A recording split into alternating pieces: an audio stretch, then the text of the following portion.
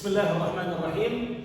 سيكون درسنا اليوم عن بحر الخفيف، وهو آخر البحور الموجودة في منهاج الصف الثاني عشر.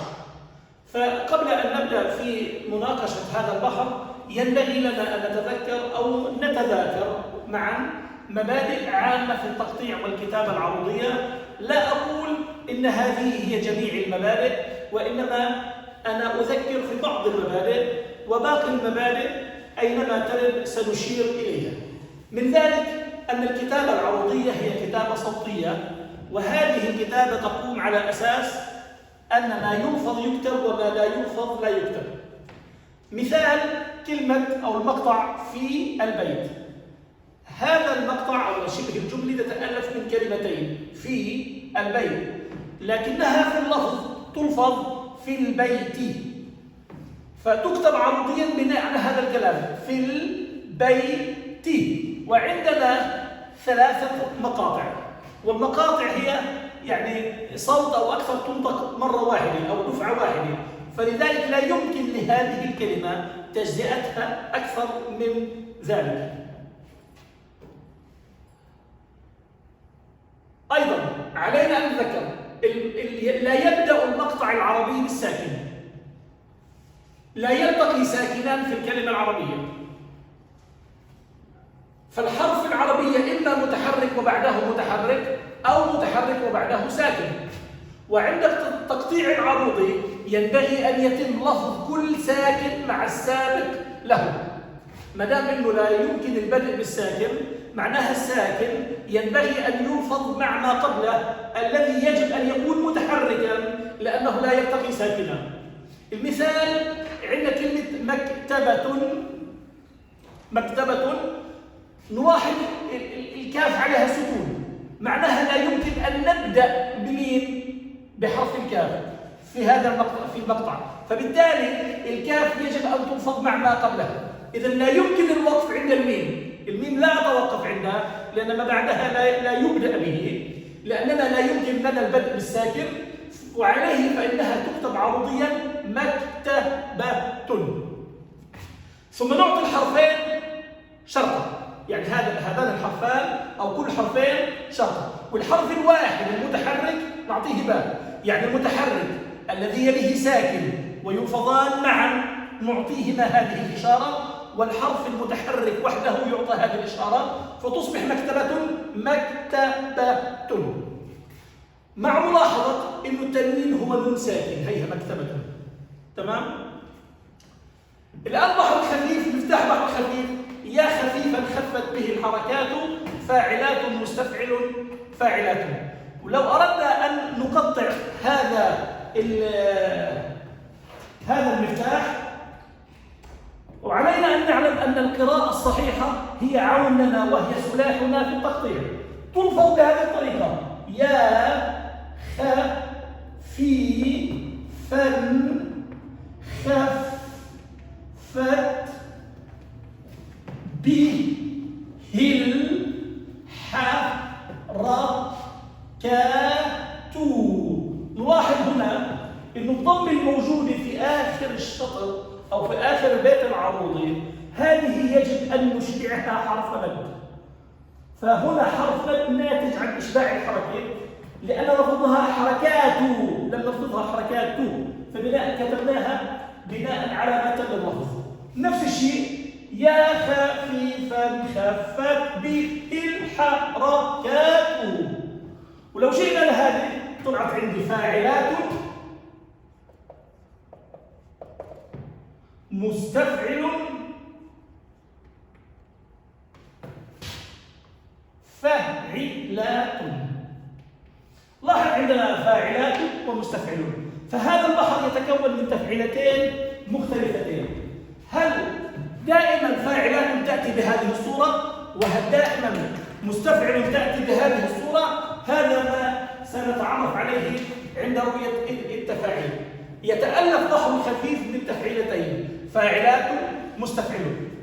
ترد فاعلات مرتين في كل شطر، أي وردت هنا وهنا، وفي المفتاح في الصفحة السابقة لا في داعي للرجوع عليه، موجود لأنه بهذه الطريقة. ولها صورتان فرعيتان. إذا مستفعل مرة واحدة بتكون في الوسط تسمى في الحشو. هلا فاعلات لها صورتان فرعيتان، فاعلات وفاعلات. صور مستفعل لها صورة فرعية واحد عندنا هنا وهي متفعل. الآن مثال من بحر الخفيف. المثال: صمت نفسي عما يدنس نفسي وترفعت عن جدى كل جبسي. بداية نتذكر أو فلنتذكر أن الحرف المشدد هو يتألف من حرفين، ساكن فمتحرك، وعليه فالحرف المشدد نلفظ أوله مع السابق. يعني هنا عما، عندنا هنا عما، إذا الميم تتألف من حرفين اللي هن الميم الأولى الساكنة والثانية المتحركة. معناها تكون مقطعها بهذه الطريقة: عن ما. لاحظ يتم فكها بالطريقة هذه: عن ما، فتصبح مؤلفة من مقطعين عن ما، والمقطعان هنا طويلان. وهكذا مع كل حرف مشدد.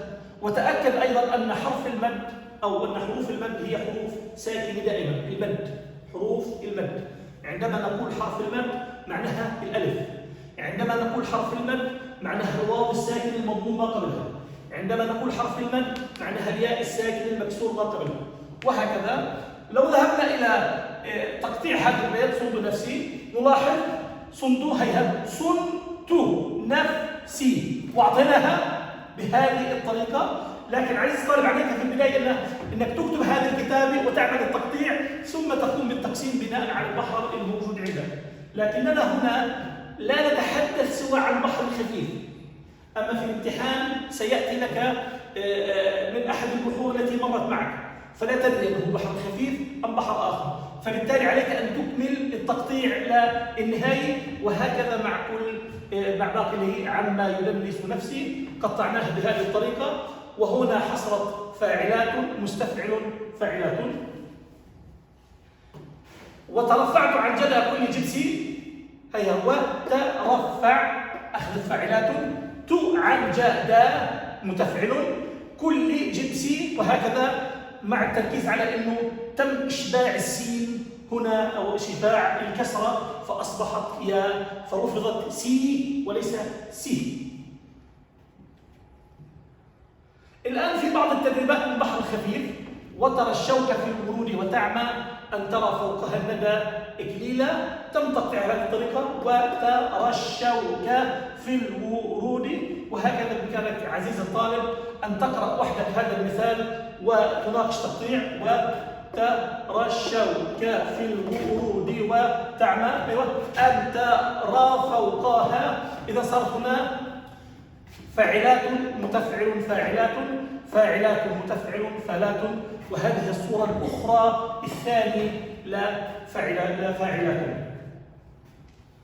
الآن قطع الأبيات واكتب التفاعيل. هنا مثال على بحر التدريبات من تدريبات الكتاب على بحر الخفيف: صاحي هذه قبورنا تملأ الرح، فأين القبور من عهد عادي.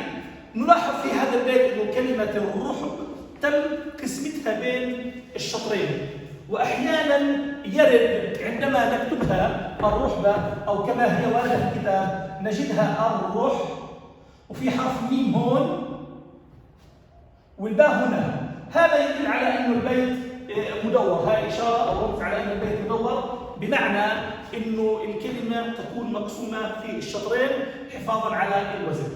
هيا صاحي هذه، لاحظ احنا لفظنا ها، عندنا ألف هي غير مكتوبة.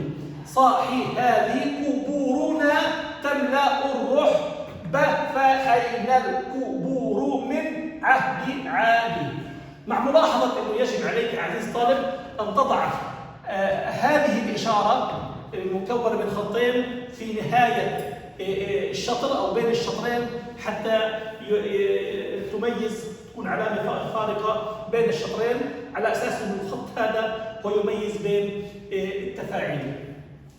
عندنا التدريب الثاني في الكتاب اللي هو أكمل الفراغ بالكلمة المناسبة لإقامة الوزن والمعنى. إذا مطلوب نختار الكلمة يتحقق فيها شرطان: إكمال الوزن وإتمام المعنى. إكمال الوزن وإتمام المعنى.